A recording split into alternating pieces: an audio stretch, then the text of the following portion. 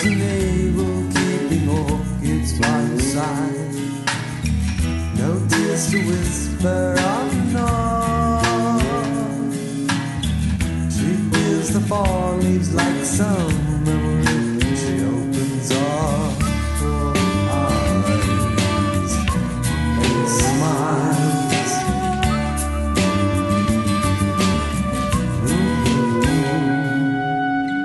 Like salmon stable, but it locks the water high.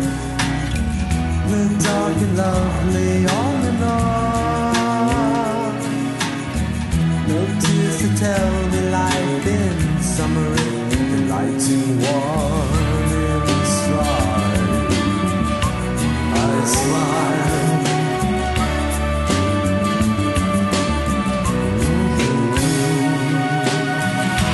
Take the hand that needs you, babe.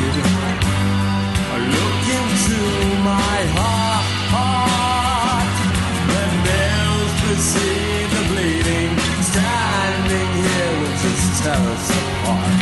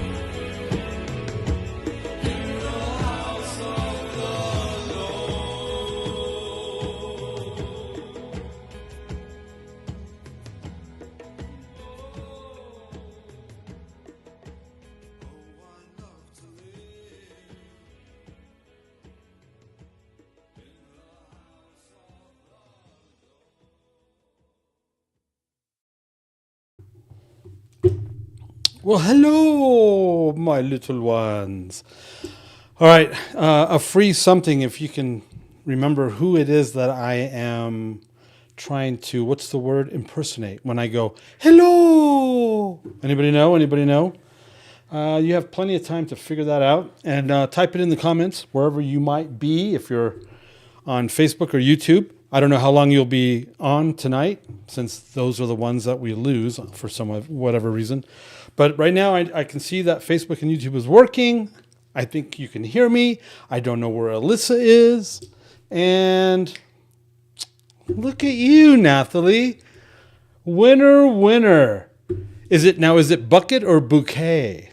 Exactly. No, it's Nathalie got it right. It's Mrs. Bucket. She said bouquet. And does anybody know the name? What was the name of that show? Oh my gosh, I can't remember the name of the show, but it is Mrs. Bucket for sure. That's awesome. Okay, so for some reason, I am so scattered brain. I forgot to put today's lesson into my teleprompter.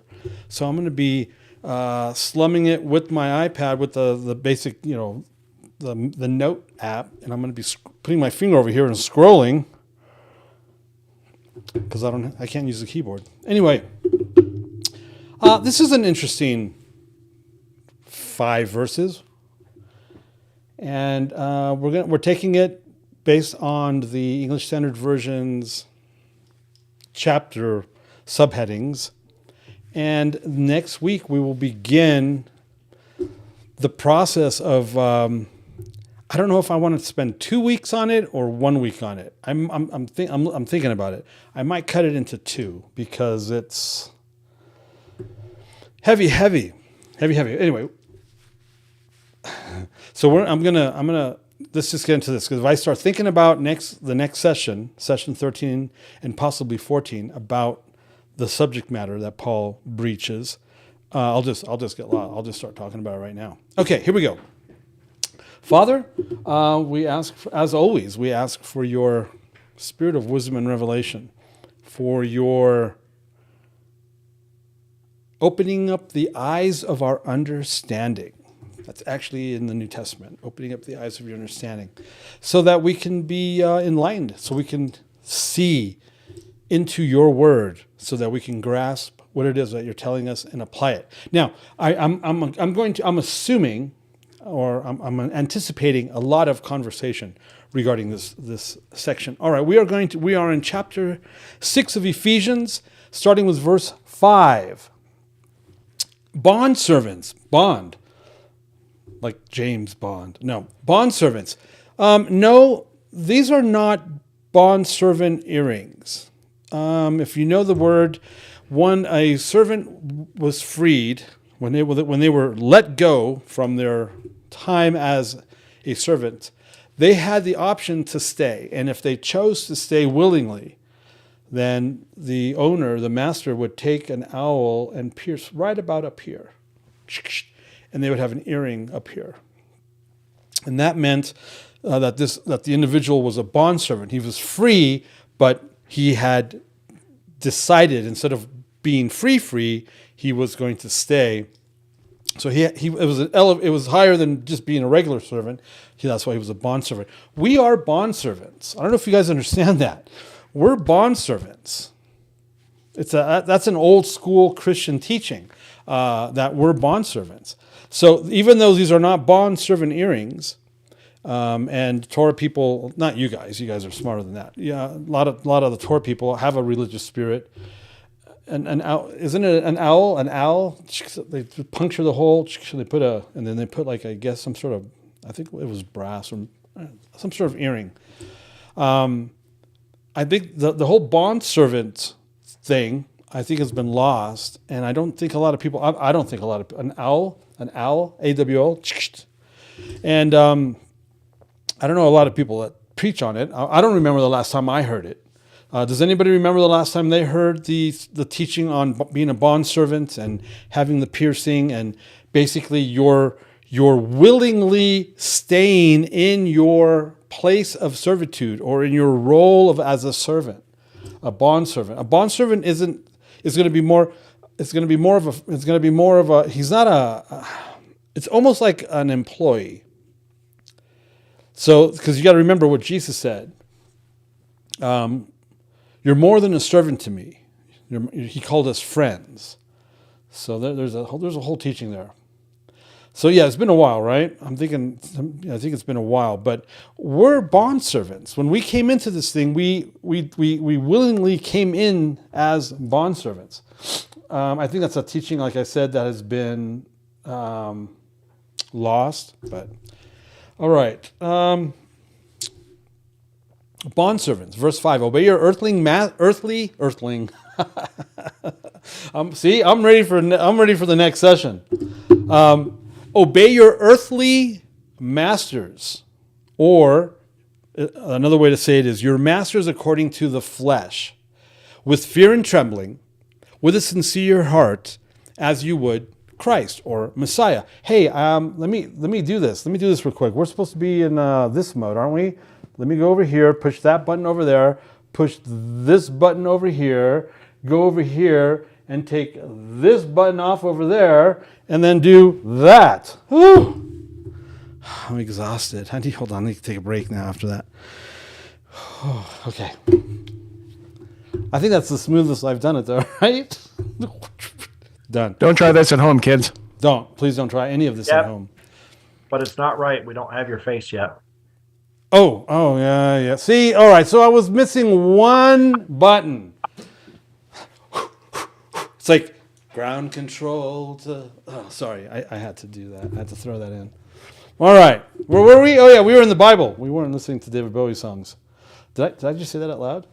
Oh, man, I'm going to get myself in trouble. Hopefully no one's watching. All right, who has 1 Peter 2:18? Come on, how quick? Who's with the quickness? For speaking loud boasts of folly, they entice by sensual passions of the flesh those who are barely escaping from those who live in error. Wow. Those who are barely escaping those that live in error. It's a fine line. See how easy this is? See how easy this is to lose grasp of? I mean, you would think Peter would be going, yeah, no problem. You guys are solid. Barely escaping, he said. Is there context to that? Do we need to go back a verse or two? I try to do that. I don't know if I did on this one. Wait, which one was that again? Read them again. Do you have your notes? Do you not have notes? Yeah, 1 Peter 2:18, right? Yeah, because we just started.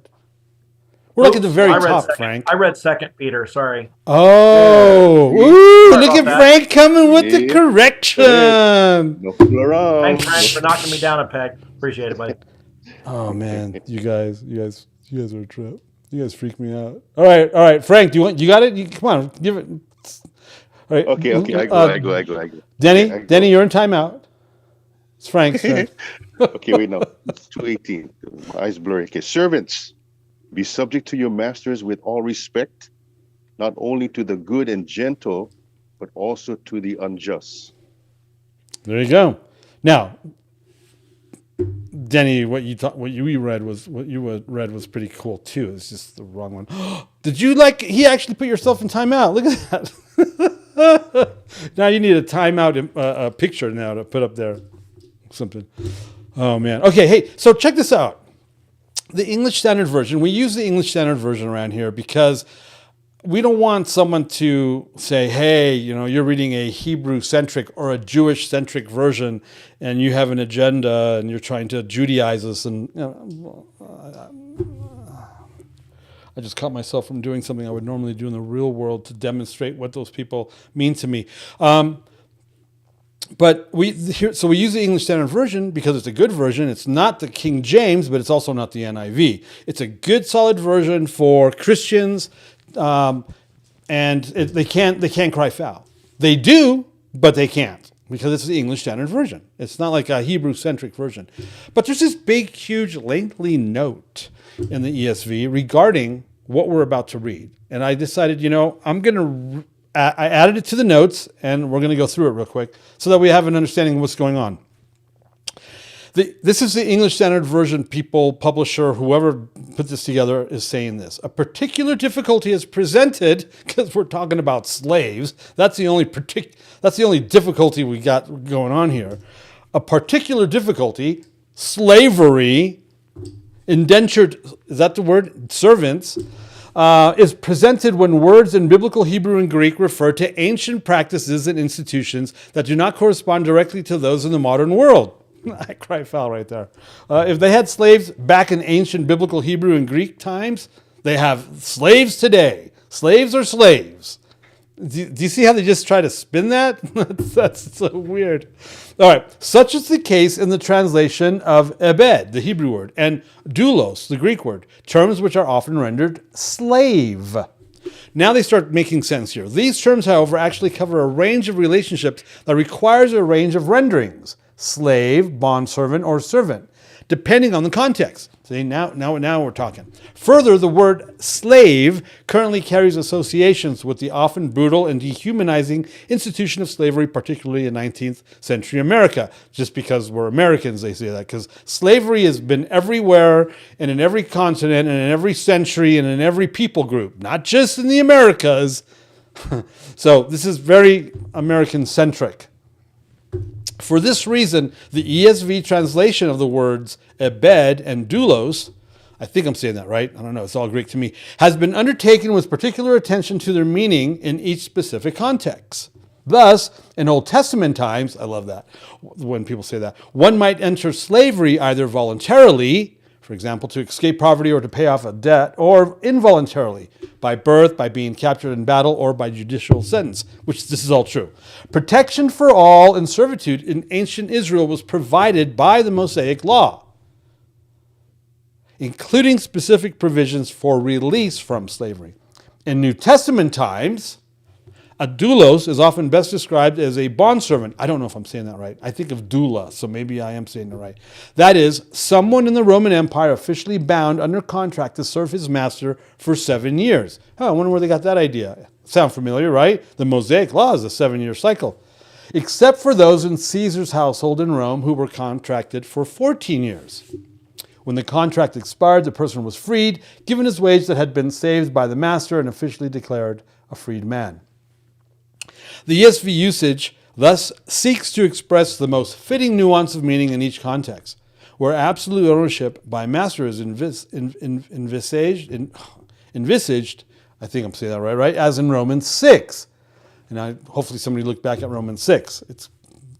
Slave is used, I did that was hours ago, where a more limited form of servitude is in view. Bondservant is used, as in 1 Corinthians 7:21 through 24, where the context indicates a wide range of freedom, as in John 4:51.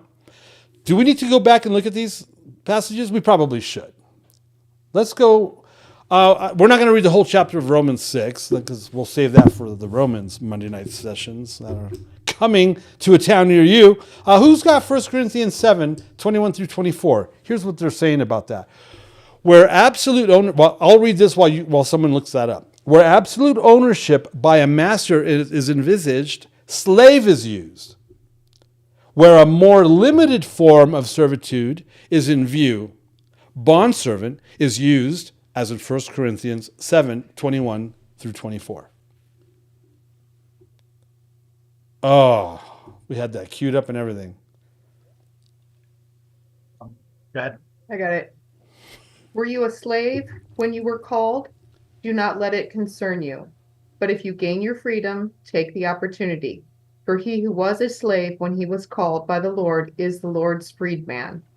Conversely, he who was a free man when he was called is Christ's slave. You were bought at a price. Do not become slaves of men. Brothers, each one should remain in the situation he was in when God called him. That verse, that tail section of that verse is used a lot to, the way I was taught it is like, if you were a slave when you got saved, don't sweat it. If you were a master of slaves, don't sweat it. Uh-huh. Basically, whatever you were doing before you got saved, keep doing it. And I would say, well, I was in entertainment. And they were, oh, you can't do that. See, I got saved long enough ago that they didn't believe you could come out of the music industry, the entertainment industry, get saved, and stay in the entertainment industry. You had to leave the entertainment industry. You couldn't stay there after you got saved. And I'm like, that doesn't make any sense. I haven't been a Christian for very long, but that doesn't make sense to me. How does that make sense to you who's been saved for 20 or 30 years and you're telling me this? Here I am, 45 years later, it still doesn't make sense to me. Because because here's why. That doesn't apply to doctors. If you're an electrician, they're not applying that to you. They're not applying, they applied it to entertainment and politics. But a whole lot more entertainment than politics. But it's like, what are you afraid of? Just because you don't understand entertainment or the industry doesn't mean, and that's what screwed up you too. Their church leadership said, you cannot be rock stars and Christians. You have to pick one or the other. And they're like, that doesn't make sense to us. And so they chose to be rock stars because they believed they could do that. But they then what their covering did that. So now they didn't have any covering and they got spanked. They got sideswiped. They got beat up. Because you're going to get beat up if you don't have covering. Unfortunately, that's what happened to them.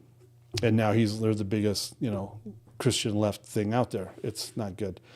I think one of their, anyway, Anyway, so that until the end of that verse suggests that you should, whatever you were doing before you got saved, you should keep doing it after you get saved. And I kept going, excuse me. Anyway. Who's got where? So do you understand now? So of course you do. The bondservant concept, there's that verse there, is used as, where the context indicates a wide range of freedom. Who's got John 4:51? John 4:51. And as he was now going down, his slaves met him, saying that his son was alive. That's a weird verse to throw in there, isn't it? So anyway, now we got real slavery, servant, not bondservant, which bondservant meant that person got out. A regular slave servant isn't. Footnotes are generally provided to identify the Hebrew or Greek and the range of meaning that these terms may carry in each case. The issues involved in translating the Greek word doulos apply also to the Greek word sondulos, translated in the text as fellow servant. I don't know. I thought maybe we should read that because here's the thing. I'm just trying to cover all bases and cover my backside because, you never know who's watching and they're going to go, hey, whatever. Alan's saying that it's okay to own slaves. See what I'm saying? That's what happens.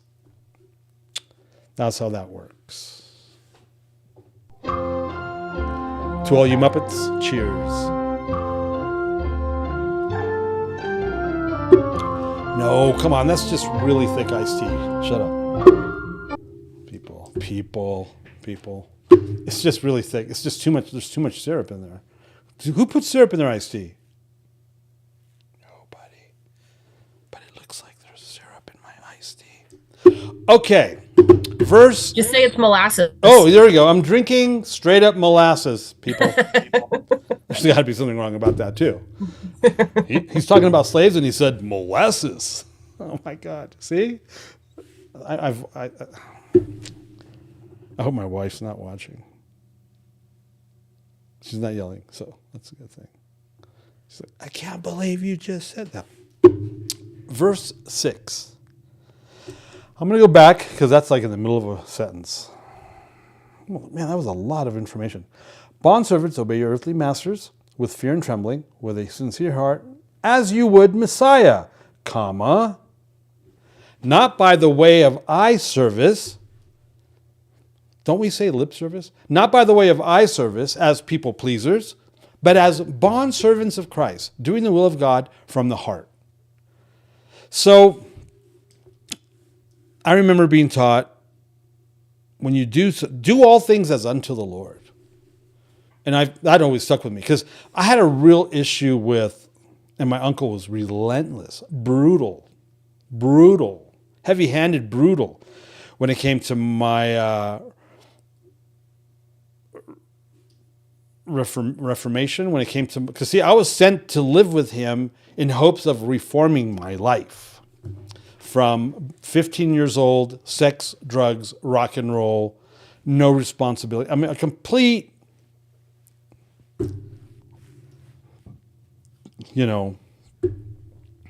I was 13 and going, yeah, anarchy, punk rock and all that.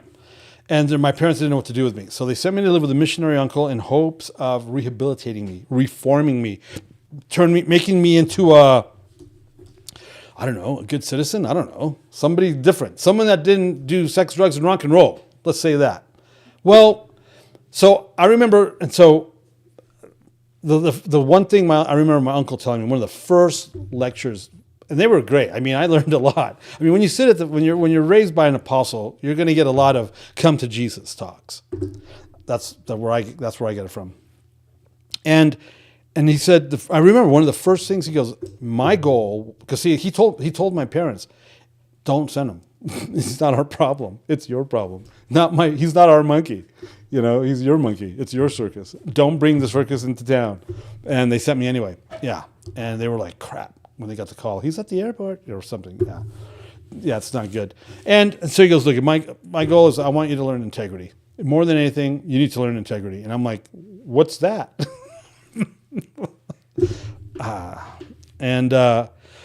This is the guy that walked out on his wife and 6 kids and the Lord for a secretary, years later. Let's talk about integrity, buddy. No, that's good. What he was saying was true, and what he taught me was correct. No matter what he ended up doing, that doesn't make what integrity. I got to learn integrity. I don't know what integrity is. I got to figure out what integrity is. And so part of that integrity is do all things as unto the Lord. So with my children and now with my grandchildren, give them chores around the house, give them the crap they don't want to do, because that's the stuff, giving them fun stuff is not fun. It's not good. You can do that, but let's give the kids stuff that they don't want to do. And it's like, and then I do my little white glove spot check, there's still some dust or whatever. And it's like, do this as unto the Lord. This is God's house. This is Jesus's house, or Jesus is coming over for dinner, or, what I'm saying? It's like, we've got to do things as unto the Lord. That's what that means to me in my mind. Doing things as unto the Lord. It's his house. He's coming over for dinner. You've heard it. Some of you have heard it. What if you ever have dinner at the White House? You got to know how to eat properly and sit at the table and what utensil to use, right? You've heard that, right? Same thing. Well, if I'm a bondservant, I'm not supposed to do what I'm doing for eye service or lip service as people pleasers. And that's a lot of Christianity right there. I mean, faces are flashing in my mind's eye right now, because that's their entire Christian existence. Their whole Christianity is based on that. They got to look good. They're gonna say and do everything that they say and do is to look good in front of the leadership. We have to look good to the leadership so that they can be, they think so that they can be promoted. And I don't know if you've noticed it, but a lot of the people that they do select to raise up are yes men. Wow. Who wants to build an army with yes men? I don't. I want substance. I need people that know what they're doing, when it's time to do it, how to do it, where to do it, and that can think on their toes. Because if it's a yes man, he's going to sit there waiting for you to tell him what to do, and now you're both dead. Sorry, Alan, but most pastors I've ever sat under only want yes men around them. I know. It's pathetic. It doesn't say a lot for the church. Here's what it tells us. They're completely detached from the Bible, from the Word of God, Scripture or New Testament teaching. They're completely detached from what it says in there, as you'll see in Romans. Alyssa, we're not the editing process has started, and I don't know how they're going to edit this, because it's like it's like Phineas Unleashed. We should just call it that. Oh man. We're not supposed to be doing this for eye service or to please people, but as bondservants of Messiah, doing the will of God from the heart. We just lost a huge percentage of those people.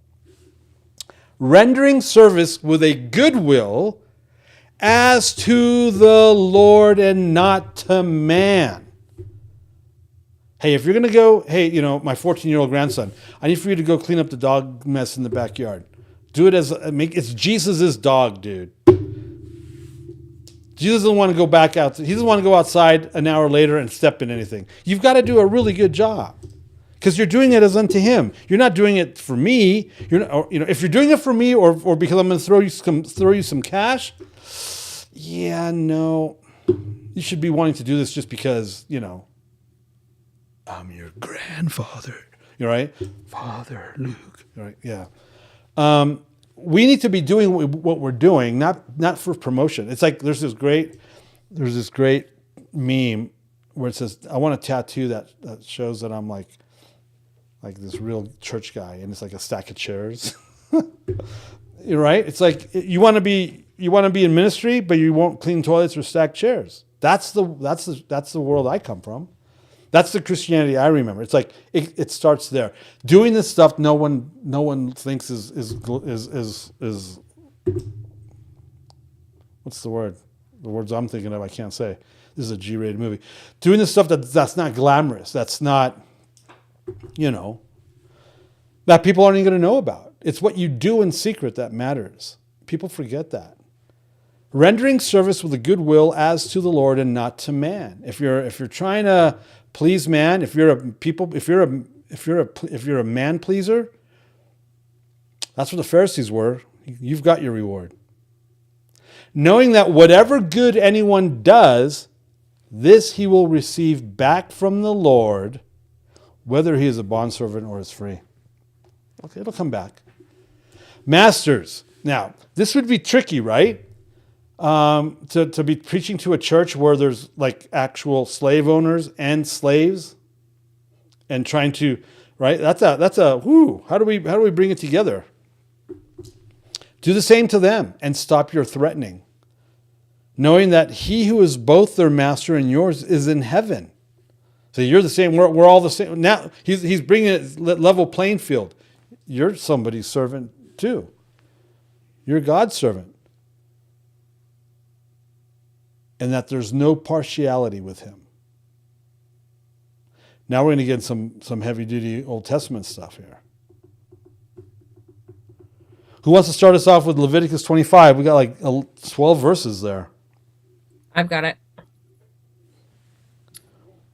You 25, can have it.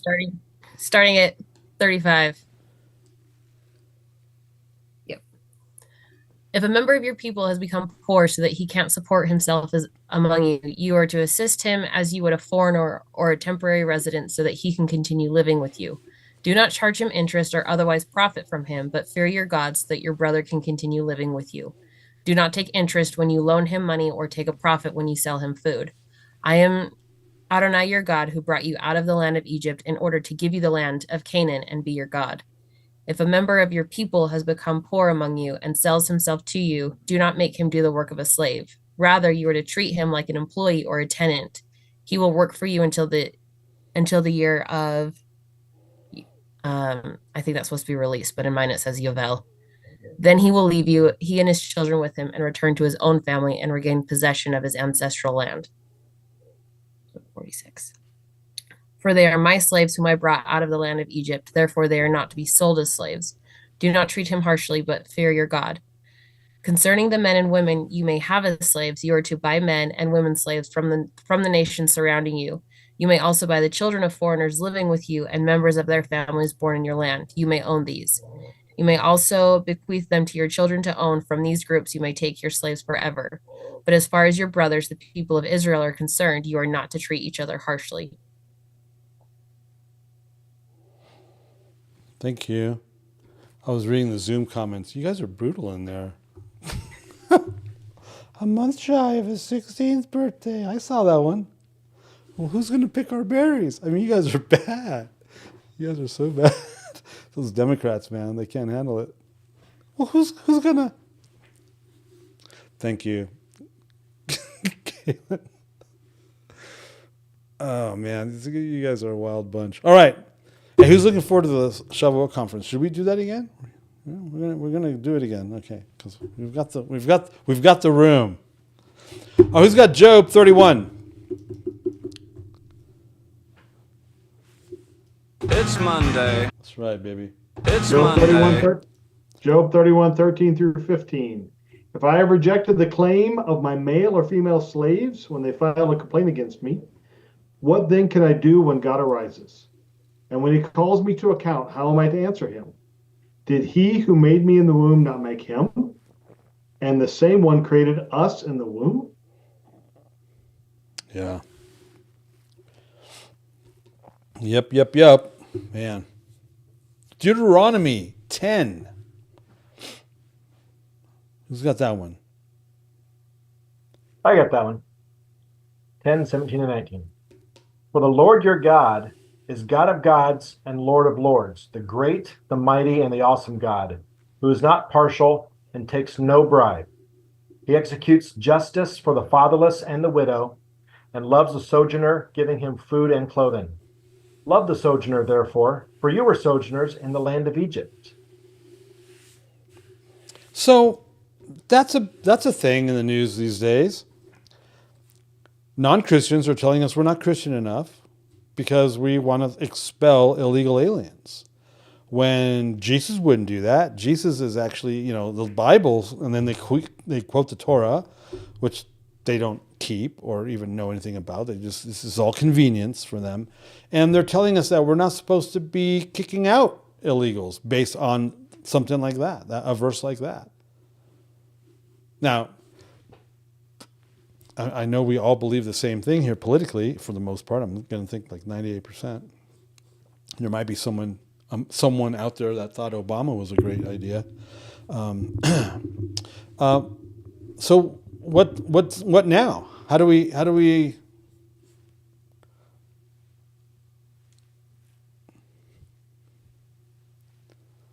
Are we supposed to be kicking out illegal aliens? Did Israel just have a non-bordered, non-walled country where anyone could just, or were there rules and laws and regulations that people had to follow? Because mind you, as much as the media is telling us that little children are being, didn't somebody in the Grammys yesterday say this might be the last time I host the Grammys because of the new government? I might not be around tomorrow and he's referring to his, I guess, is he illegal? And now he's told everybody that he's illegal. So ICE showed up this morning with a latte for him, or what? But the narrative is they're rounding up children in schools. That's not happening. The only people that they've been shipping away are felons. Those bad hombres from 8 years ago. Yeah. I posted something on Facebook today. Somebody was being asked, how many deportations would be too many? 1 million? Oh, the guy lost his mind. And he goes, because Obama did more than that. And he was basically giving him the stats on Obama, making him think that he was giving him Trump stats. And the guys then all of a sudden started, yeah, as they do. It's too easy. What are your thoughts? I'm asking not for a political reason, but do we understand what the scripture is saying regarding these things that people are telling us mean something different? Well, that's my first thought is being a sojourner doesn't mean that you're traveling through the land or with these people illegally, for lack of a better word. Mm-hmm. They're typically permitted there by the people or by rules, and mm-hmm. Or if there's strangers in the land, they're typically chosen to come and live and follow the rules of the governing people. And do you think these sojourners, not only did they live in the land as aliens, not illegals, but as aliens, do you think they were, what's the word, being assimilated? I think that's isn't that kind of the assumption through the Torah was that, this shall be the rule for you and for the aliens living among you, or for you and for the sojourners, one law. One law. Assuming Everybody follows the law, Yep. Huh, interesting. Funny. which includes sticking in where you shouldn't be. Yeah, funny how they never get that far in the conversation regarding everything we just said. See, that's the thing. It's like, oh, Alan, you can't be anti-homosexual. Jesus, blah, blah, blah. But whoa. Jesus said, go and sin no more. You're welcome to the table. But if you're going to leave the table as one of us, you can't leave the table and go and sin anymore. You have to leave your sin on the table. You have to be a new creation, whatever that sin may be. They always leave that part out too. Sojourner could be somebody who has a visa, right? Sure. Yeah. A legal visa, yeah. Or a green card. Hell. Alan, is this correct to say slavery is not wrong? The treatment, the mistreatment of the slave could be, or can, or is. Yes, it can. Because you got to remember, sometimes slaves were made from prisoners of war. And what we're reading over here, because I presented this one time and somebody flipped out because I said slavery was okay. But no, you look at it in context. The way you treat the slave is what the heart of the issue is. Mm-hmm. Anyway. I mean, these people that were bond servers, they didn't want to leave. They had it good. Why would they want to leave when they have a job, they have a place to live, they have a place to stay, they've got family, they've got friends, it's better. They're better off there than if they had gone off on their own. It's the ones that were mistreated, that horrible things were happening to, that wanted to get the heck out of there, which makes sense too. Joseph would. Go ahead. I was just going to say, you also have to understand the times. We're so used to just picking up stakes and going wherever. That was not, if you left, it's not like you could just go and become a farmer and inherit land. You don't have a land grant. You don't have, it wasn't so easy to just pick up and do whatever you wanted. You would be a beggar. Yeah. It's true. Dave? And you might not be able to leave with your family. That too. There was a couple really successful slaves. Look at Joseph. Look at Naaman's slave girl. She was taken as a captive of war, right? And she was talking to her mistress. If only my master would go and see the prophet in Israel, he would heal him. And he goes to the king, and the king says, "Oh, you're trying to pick a fight with me." No, come and let me talk to her. Let me talk to him, because then you will know that there is a prophet in Israel. So, what are you going to say? Go, and if you're going to be a slave, you be the best slave that there ever was a freaking slave. Yeah. Hey, Tim, going with what you just said.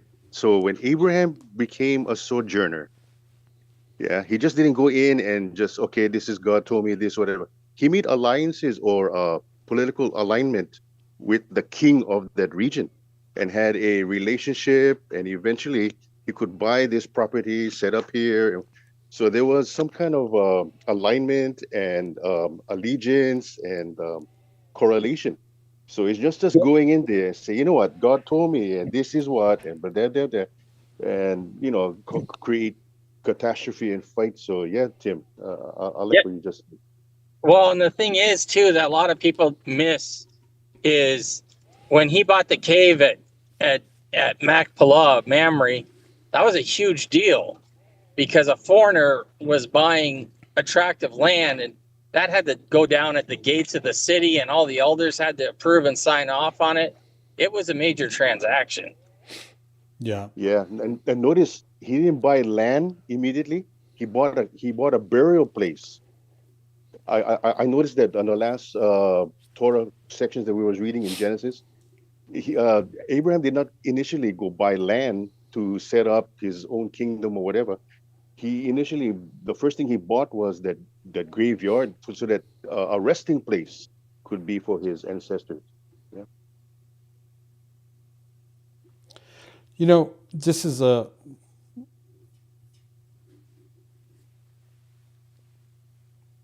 I'm serving it up for next week when we start talking about Ephesians 6. We know that the land of Canaan, because that's been brought up. We're in the land of Canaan. Abraham, buying land from the locals, Canaanites, who weren't entirely human. We know. Think of the land of Canaan, where they were at with the exodus of Moses, right? Israel leaves Egypt.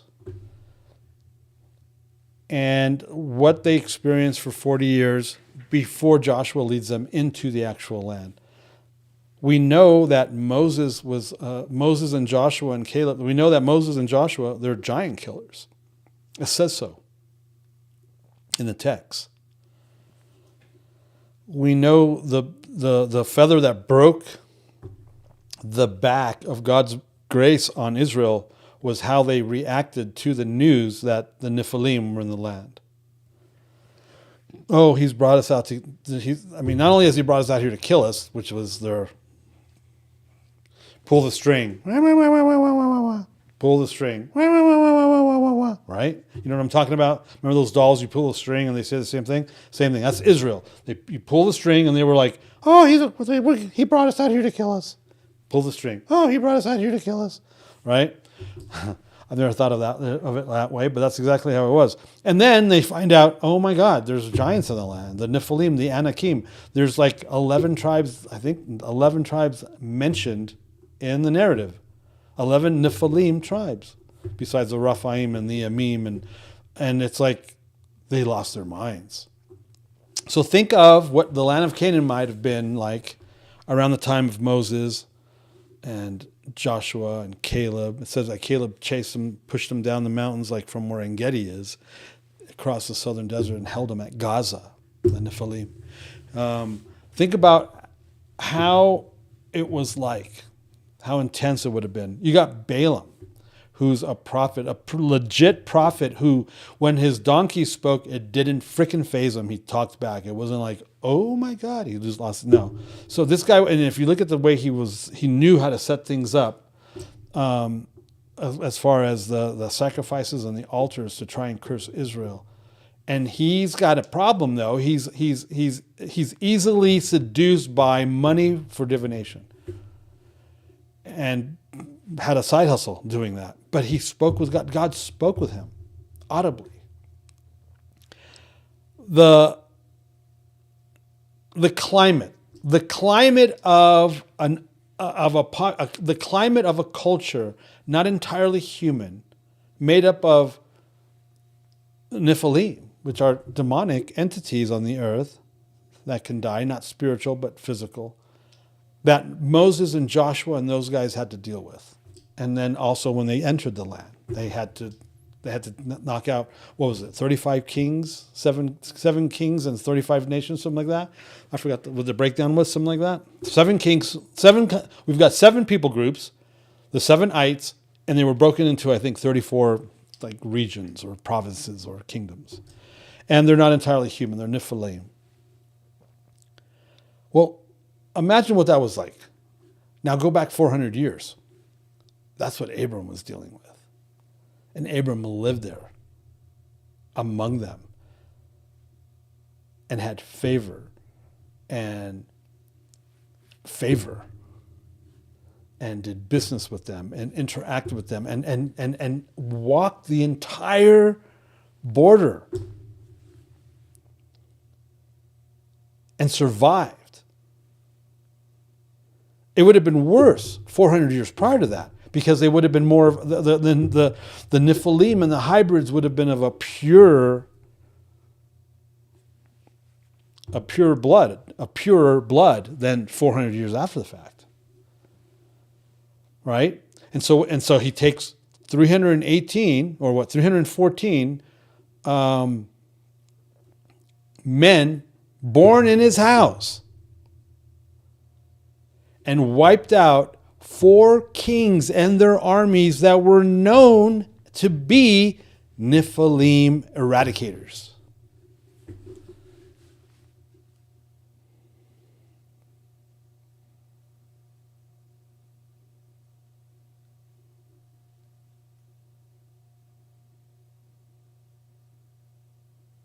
Is it 314 or 318? What number is it? It's one of those numbers.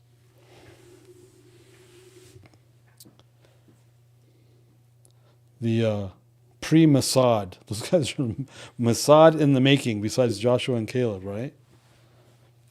And they took them out. They took out 4 kings' armies that were known to be Nephilim killers. Yeah, 318. Come on. Anyway. Hey. So how can you walk around the borders of a land or go into a land or sojourn from a land when there are no borders? The Holy Spirit.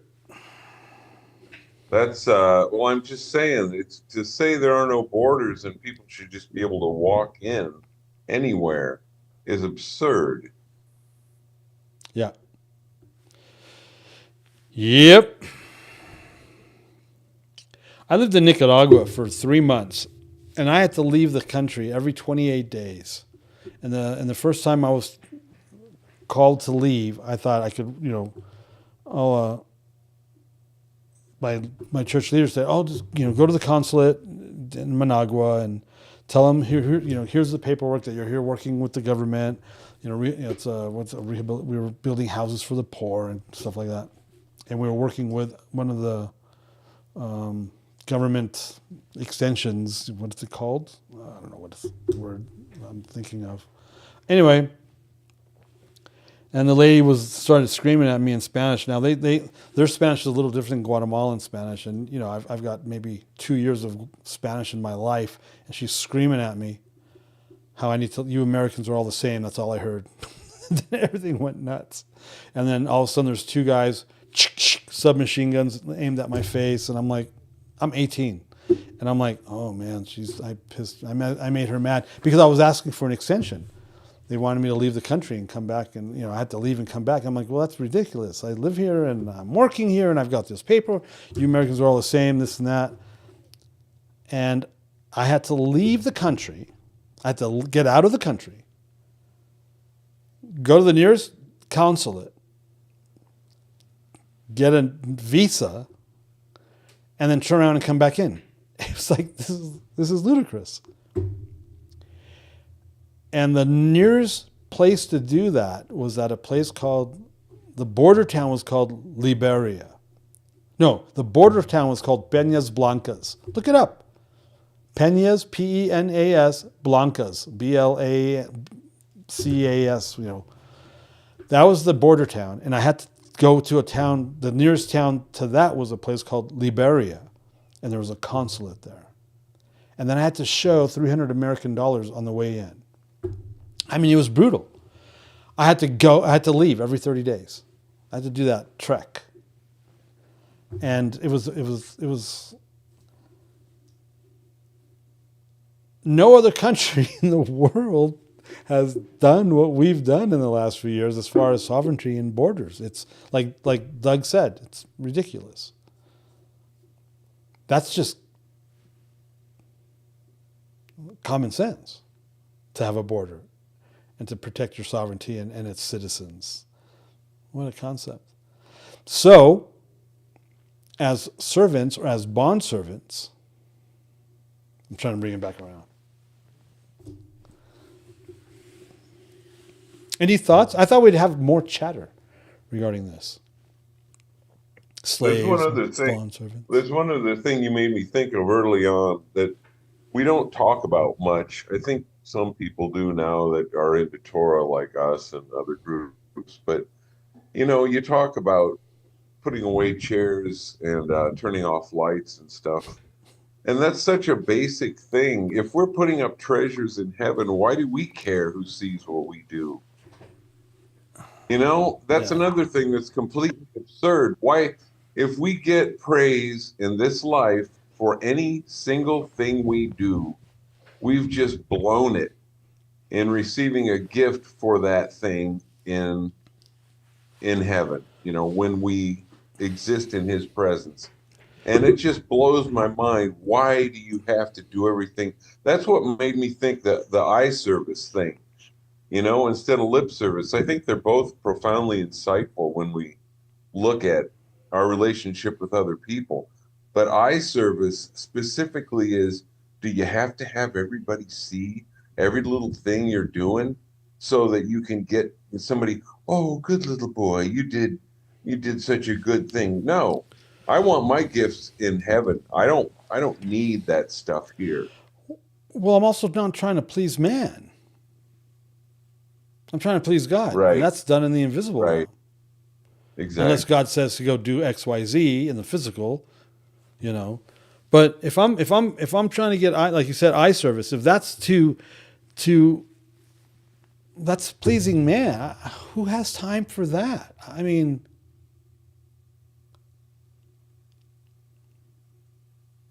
yeah, and the what I want to say, phrase saving face comes to mind, tying in with eye service.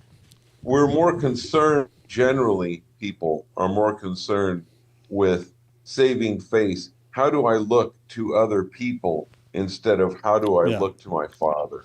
It's the way I'm wired, though. You guys know, I was a punk rock kid. I mean, punk rock, David Bowie, age of 12. That's not mainstream. That's not popular. I'm automatically going to get ridiculed. They're automatically going to try and beat me up. I'm on the outs already. But it's like, screw you. This is way better music. This is way better clothing. The haircuts are way better than parted down the middle and feathered back. 1977, 78. You know what I'm saying? It's like, so I'm already wired like that. So to take that concept into this realm, this is easy. I'm not going to, here's that word, acquiesce. I'm not going to bow down. I'm not going to bend the knee for man or religion, especially. Hell no. I fear God. And that's an absolute truth. Not me, but God is an absolute truth. What his whole situation, everything he's got set up is absolute truth. Why am I going to compromise regarding that absolute truth? That doesn't make any sense to me. That doesn't make sense. Now, if you're fleshly minded, if you're driven by your flesh, by the natural, and not the spiritual, now that makes sense. If you're not spiritually minded, and you're not set on the things of the Spirit, Romans, then of course you're going to be interested in what your pastor thinks, what the elders think. Make sure that they all think this guy's got potential. I don't have time for that, right? I'm not going to compromise because that's no. Because their truth is not absolute. They live in chaos. It's limited. And it'll change. And it changes. God has no shadow of turning. What God put, when he spoke creation into being, the principles and the elements of that fabric of our reality, they're constant. They're the same when he spoke them into creation today.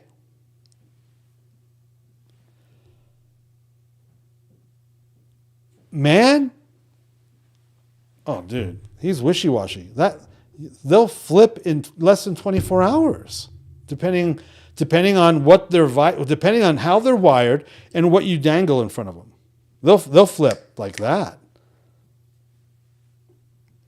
I mean, we've seen some really nasty stuff come out of the charismatic movement the last couple of years. Leaders that are absolutely sexual deviants. How the hell did that happen? Pastors, worship leaders, international pastors and worship leaders, international ministry leaders. Wow. What's going on there? Well, we're driven by the lust of our flesh. We're tempted by the lust of our flesh. And they decided not to say no. A bondservant, what did it say? We want to do things from the heart. As if, as unto the Lord. Obey your earthly masters with fear and trembling, with a sincere heart, as you would Messiah. Am I obeying Messiah with fear and trembling, with a sincere heart? Not if you're running off to BFE, Oklahoma with another worship guy and doing drugs and alcohol and sex and telling people, oh, I've been in Israel for 5 years. When you've been in some weird podunk Oklahoma town. That's just absolutely mind-blowing. Obey. If I'm supposed to obey my earthly master as a bondservant with fear and trembling, with a sincere heart, as I would Messiah, he's using Messiah as your proof, as your example, then that we have to ask the question, are we obeying Messiah with fear and trembling, with a sincere heart? Because if you are, you're probably not feeding your flesh. I got a question. Yes. All right. Who are we? I don't consider us bondservants to an earthly master. Right. We don't have an earthly master bondservant. We're hired. If we're a paycheck employee, we're a hired servant. Right. So who? Don't get me wrong. We are to obey Christ with fear and trembling, with a sincere heart. Absolutely. But I don't think any of us in here are servants or slaves or bondservants. Correct. So that I'm just trying to clarify. Every single Christian men's Gideon's group, blah, blah, blah, that I've ever been part of, ever in the history of my Christian walk, has tried to put this on you obeying your boss. Yeah, I'm not doing and I that. don't. Now, I take it past that. I said, no, I work for God. Now I'm going to follow him and follow what he says. But it's not. We're not technically. We're not a bondservant. I agree. I would add verse 7 and 8 to what you just said regarding an employer rendering service with a good will as to the Lord. Correct. And not to man. Correct. Right? Hey, and I use my grandkids, for example, or when I was, a teenager and having to do stuff. I need to sweep this kitchen. I need to sweep this floor like I'm sweeping it for Jesus because he's coming over.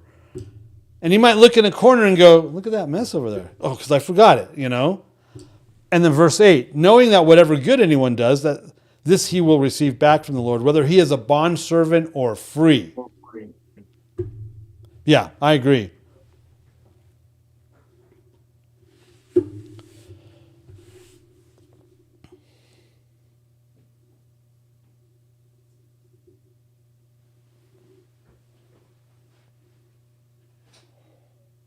All right. I mean, I think it ties in with Onesimus and Philemon,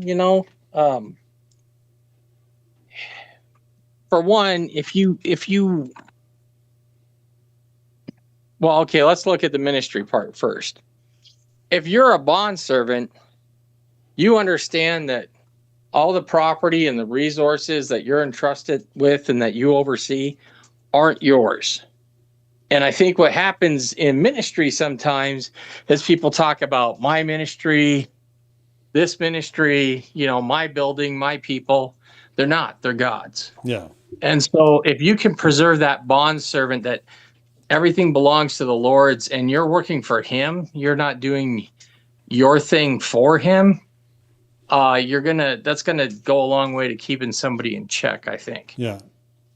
As far as an employer, I've worked for some real dicks, and and I've worked jobs where Well, pretty much most jobs I've worked, I've never been appreciated, and it just helps when you're not orientated on some fickle person or some guy who's an egomaniac or whatever, and it's like, or whatever, they're just unstable. So if I'm working for the Lord, he's stable, and it's a good witness because, I'm not, man, this is like so hard to censor. I'm not a butt kisser because I've never been able to stand the taste. But I very much am in workplaces where that's how you get noticed. That's how you get ahead, so I'm sitting there grinding away, doing my thing for the Lord, getting it done. And, other people spend copious amounts of time letting the boss know how awesome they are. And, it's sometimes that's hard, but as a believer, it's like, just take your head out of that game and just do a good job. I wasn't sure what you were going to say there. Thank God you said game. Yeah, I'm getting there. But, just do a good job because it's your calling, and to win the respect of outsiders. And you don't get caught up in all the drama and politics and all that crap. And it usually, maybe they'll notice, maybe they won't, but God notices. Yes. And it really ups your game too, because when you're not feeling it, or, your give a what's broken, if you're orientated towards God, that's changing, because it never gets broken, because I'm doing this for him. Right. And the Bible has a lot to say about the rewards and meaning that comes from working hard. And so you just got to keep the focus on him and not on whoever is signing your check. Yeah. It's true.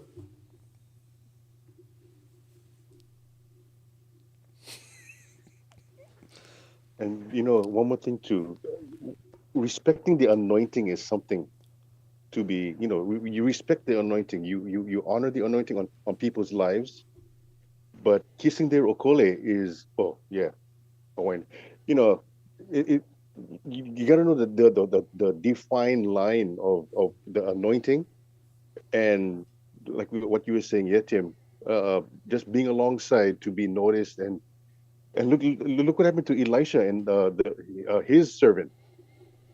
His servant was only for my gain. And what happened to him afterwards? Leprosy. Yeah, transferred leprosy.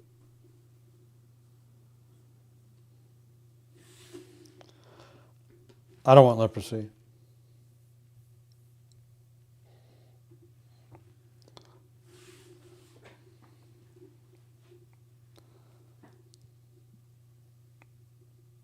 Leprosy would ruin your red carpet Grammy thing, experience. Would anyone else like to share flowery language? I don't know. I think leprosy would probably be deemed pretty cool in Hollywood these days. I know, right? Probably. So it's crazy. Well, cool. Tip your servers. Tip your wait staff, yeah. Especially if it's the Sabbath, because, those are your slaves that are working for you on the Sabbath, said some weird Torah people somewhere.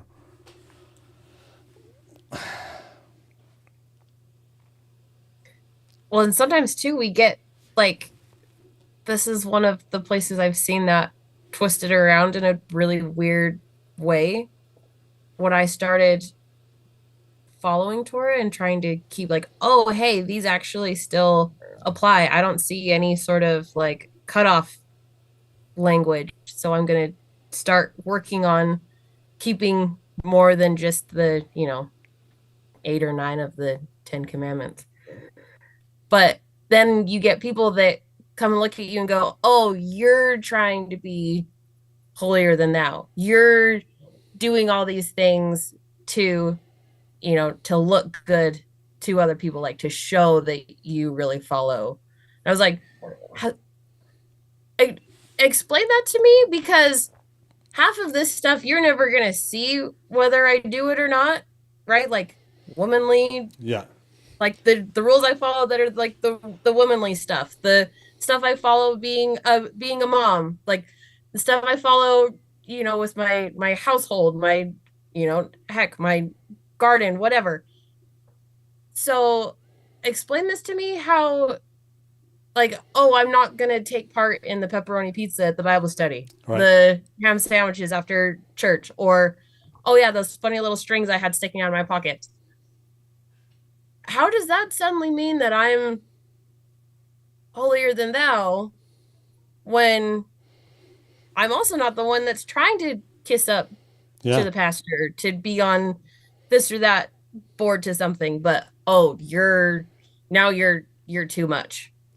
I always ask him if not being a felon is part of that list too, because it's like, it's just ludicrous. This is how the one talent guy thinks. Oh, yeah, you did that to show off. No, I'm just doing what comes naturally to me, and that's doubling my minas. Yeah, like how? Like you were in my mind. It said that I shouldn't be obeying to the best of my ability. Like I was thinking of you when I was doubling my minas. If you want to tip somebody over, say, "Yeah, you should try to be holier than I am. I'm trying to be holy." Yeah, like they make that like such a slur, and it's like, nope, pretty sure that's what he asked us to be. Damn it, you're right. I'm trying to be like Jesus. You caught me. Yeah, exactly. And it's like, if you really want to tip someone over, say, I'm not self-righteous. I'm just being more righteous because I'm righteous in Messiah. And yeah, I'm trying to be as righteous as I can be, and so should you. Yeah. And just watch their head explode. But Tim, then there's the comeback of, well, no one can be perfect. That's not true. That's not what the Bible says. Anyone can be. In Messiah, we have his righteousness, so I better be his righteousness. If Jesus told me to be perfect like his Father, then that's what I got to shoot for. And the Bible does say there were perfect people. And so that's what losers say. Right. That's what imperfect losers say. You can't be perfect. Okay. I'm not really interested in following your example in life. But yeah, that's what really interesting. You just say, that sounds like something an unholy person would say. Here, grab a chair. Here's the bucket. The toilet's overflowing. This is about serving with a good heart as unto Jesus, serving one another. I mean, I think what Paul's trying to get to. Now, there were real slaves and masters back then in this church, apparently. And he's trying to equal the playing field in verse 9. We're doing it, whether we're slaves or not, we're supposed to be, we're going to get paid back what we do and serve as unto the Lord, not to man. And you know what? It's like, if you do that correctly, there's nothing to boast about, and there's no showing off, and there's eye pleasing or eye service or lip service, It's like, it's done in the secret place. So.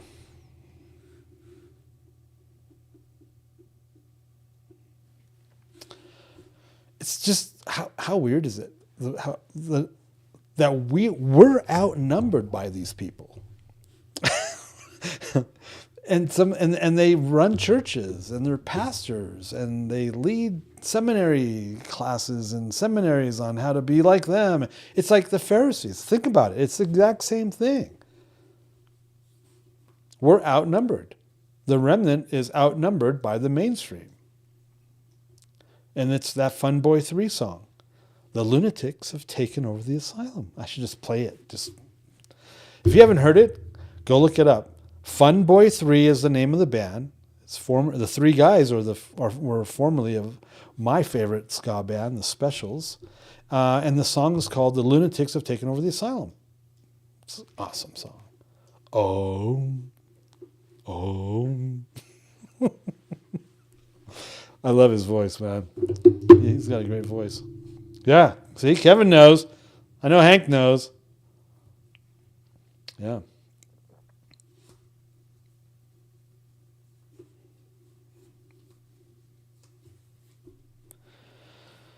When the 1 Mina guy is running the show, it's going to be a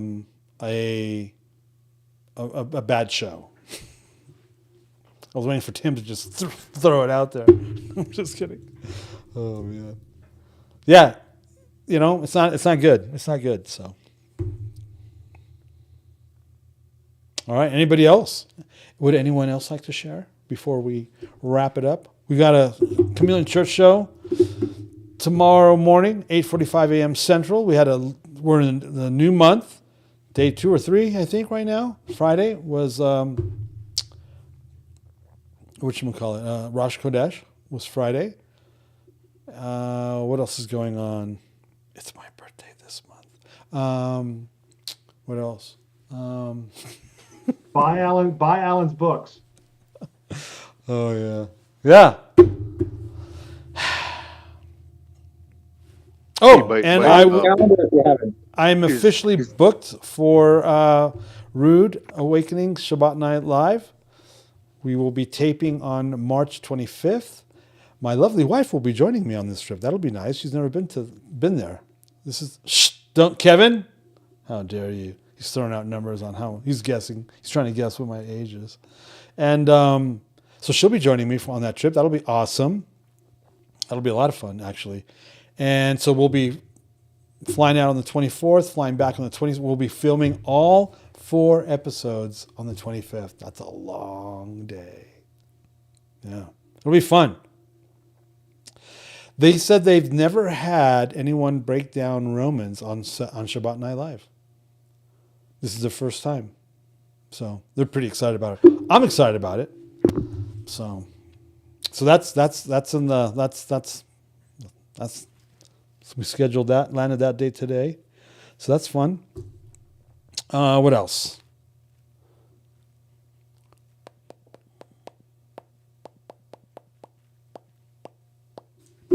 That's all I can think of. Calendars are for sale. I'm sorry, what? Calendars are for sale. Yes. Oh, did you not know that? Did you not know that we had calendars? The new calendar's out. The new calendar's out. We haven't posted any I'm so busy. I haven't posted any like memes or any advertising. We haven't promoted it in any way, shape, or form. The calendar's been out for about a month. At least a month. But yes, the calendars are out. Thank you, Tim. Is it ruthless self-promotion if everybody else is talking up your books? No, apparently it's only ruthless if I'm doing it. Right. I was pegged as a ruthless self-promoter in the Christian music industry in 1991. And I'm like, yeah, who else is going to do it? If I don't do it, who's going to do it? Unlike a lot of I'm not sitting around in my living room waiting for someone to knock on the door. I'm out there knocking on the doors. How about registration for the conference? When's that going to be due? When do we usually put that up? March, I think. April, May, June. Yeah, it'll be up. Yeah, we'll probably have that up by March. Yeah. Well, put us down for 2. I already got vacation for it. Okay. Well, we'll put all the information that we will let everybody know about, and you'll be able to register for the conference through us as usual, and then there's a link there for the hotel, and you'll get our discounted group rate. Yeah. Oh man, I'm looking forward to this. Okay, so our guests, our keynote speaker, we'll call him a keynote speaker. That's a kind of weird thing, but oh my gosh, this man has been. Well, I'm going to start crying. he's a true joy. His friendship, his brotherhood. I need to ask him a couple things though. I want to introduce him. I want to share some really special moments with you guys about him, but I don't want to. I want to get his permission first because they're they're sensitive because but it speaks of the man's character. It's really good, but he's hilarious. He's so full of the Holy Spirit. It's mind blowing, and he's powerful. He's so gentle. He's the exact opposite of me. He's the most gentle man I think I've ever known. But with that gentleness comes an authority and a power. Wow. It's just amazing. And he officiated my daughter Shondel's wedding. He's you know how when I talk about I have a group of guys in my life that I go to. He's on that list. He's one of the guys he's one of my go-tos, and he's so conservative. I can't. He's too conservative. He's so conservative, which is why I'll go to him and go, hey, because if anyone should look at me like I'm insane, would be this guy, Jeff Collins. Look him up. He's got teachings on the internet. Jeff Collins. He's got like a little white goatee, lives in a small town in Texas, and he's traveled the world. He would serve at the school in Cyprus. He'd go out there and teach there. And there's this great story. My son's in Romania with the school, right? They go somewhere for a month. They were in Romania, and Jeff's there with them. And they were playing soccer, kicking a soccer ball around with some local kids at the park. And then the atmosphere shifted, and like 2 or 3 cars showed up, and everything shifted, and the kids started throwing rocks at our people, and it shifted. They turned on us. They turned on the school guys, and the way Corin explains it, it's awesome. It's like it shifted. Everything shifted, and now they're being like attacked. Rocks are being thrown at them. These cars showed up with hoodlum type young adults, and we're in Romania, and Jeff yells out at the top of his lungs, "The grace has lifted. Run!" It's just. I mean, it's just funny because if you know what the guy looks like and you can hear his voice saying that, and everyone's like, oh crap, if Jeff is saying you should run, oh man, because he's such a peacemaker. He's so gentle and he's a peacemaker. And he carries this crazy anointing. No, he said run, man. Oh my gosh. I cannot wait for you guys to meet Jeff and to talk with him and let him lay hands on you.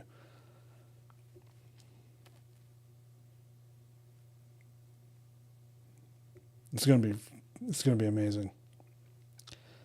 So, if you know somebody that needs to come to this conference, man, bring them. Let them know. And make sure when Alan posts that link for the hotel that you get in early, get your rooms, because if you have to get accommodations elsewhere in the area, it can be pretty expensive. Yeah, we have a good group rate. He's trying to make a joke, but it didn't work. Here, hold on. Failed. I got to try. Yeah, there we go. All right. Yeah. I got it. I got it, Jason. Check out Jeff Collins. I had room service all the time I was there, so it worked out okay. I heard you had a reclining bed, too. Yeah, it's fantastic. Oh, man. Yeah, it's going to be, how long? Man, we've got less than 4 months. That'll go by. Oh, it's going to go by fast. Cool. All right. I'm going to go help my missus with some dinner, and we will see you guys. Well, you'll see us bright and early tomorrow morning on the Chameleon Church Show. Thanks for hanging out. I think we should probably break this next session to 2, I think that would be good. I mean, hopefully you guys have questions and you want to, let's go deep on this thing. It's this Ephesians 6 is coming up, man. The part of Ephesians 6 we'll do that next week. Man. Yeah, as long as that second session is free, I think we'll be okay.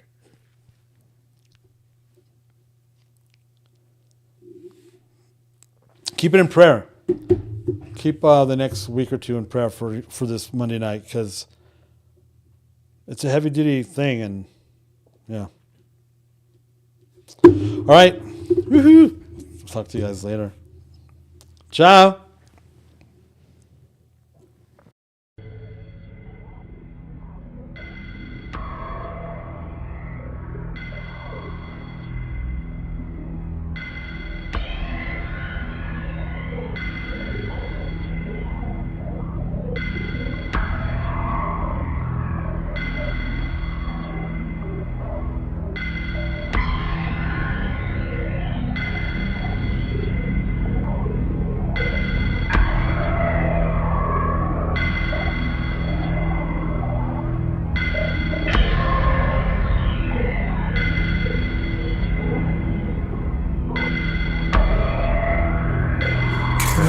Catch him by the eyes.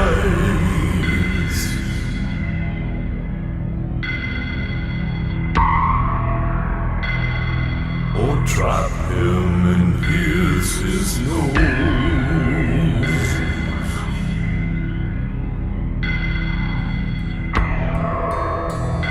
Can you pull him in with a hook?